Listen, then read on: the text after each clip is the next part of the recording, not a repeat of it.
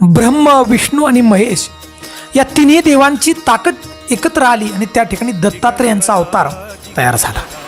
तर बांधवांनो, ज्या वेळेला आपण दत्तात्रय महाराजांच्या मंदिरामध्ये जातो आणि नतमस्तक होतो, परंतु पण ज्या वेळेला मूर्तीकडे पाहतो एक निष्ठेने, प्रामाणिकपणे आणि श्रद्धेने, त्यावेळेला बघा गुरुदेव दत्तात्रय महाराजांचे 6 हात, त्यांच्यावर असणारे 4 श्वान त्यांच्याबरोबर आणि दत्तात्रय महाराजांची 3 मुख, याच्याबद्दल आपल्या मनामध्ये अनेक वेळा प्रश्न येतो बघा.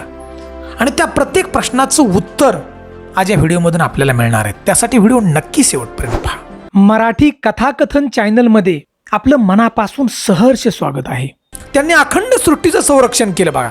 एवढंच नाही तर देवी देवतांचं सुद्धा संरक्षण केलं.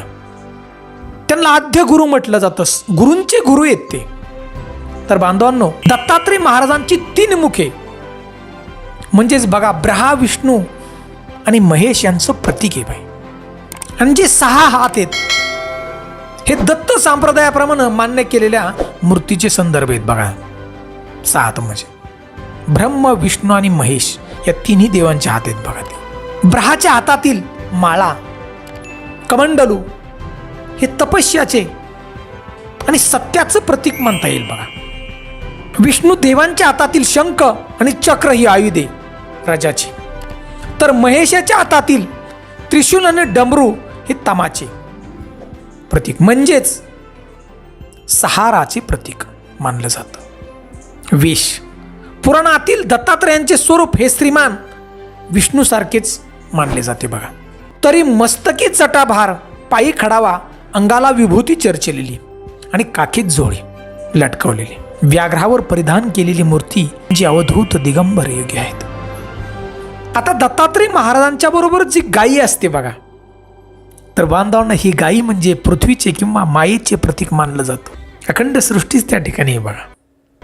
आणि जे दत्तात्रय महाराजांच्या बरोबर श्वान असतात, 4 श्वान असतात बघा. कुठेही जा, आपण मंदिरात असतो का नाही, फोटोमध्ये पाहतो, तर बांधवांना हे 4 श्वान म्हणजे वेदांचं प्रतीक आहेत. हे 4 वेद आहेत बघा. तर बांधवांनो, गुरूंचे गुरु आहेत दत्तात्रय महाराज. अखंड सृष्टीची ताकद त्या ठिकाणी बघा. कुठलंही संकट आपल्यावरती येऊ द्या, जर मनापासून गुरुदेव दत्तात्रयांचं नामस्मरण आपण केलं, दिगंबरा दिगंबरा श्रीपाद वल्लभ दिगंबरा, हे मनापासून अगदी केलं तर सगळी संकट दूर पळतील बघा. त्याचं उदाहरण द्यायचं म्हणलं तर असा एक महाभयंकर राक्षस होता की या राक्षसानं 3 लोकांच्यावरती विजय मिळवला होता बघा.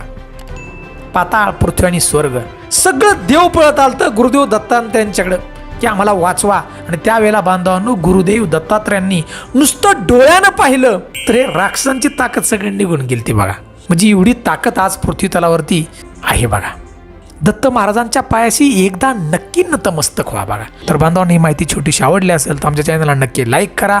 चॅनलवरती प्रथम असाल तर नक्की सबस्क्राईब करा. आणि आम्हाला कमेंट म्हणून गुरुदेव दत्ताशी कमेंट नक्की द्या बघा. जय हिंद, जय भारत.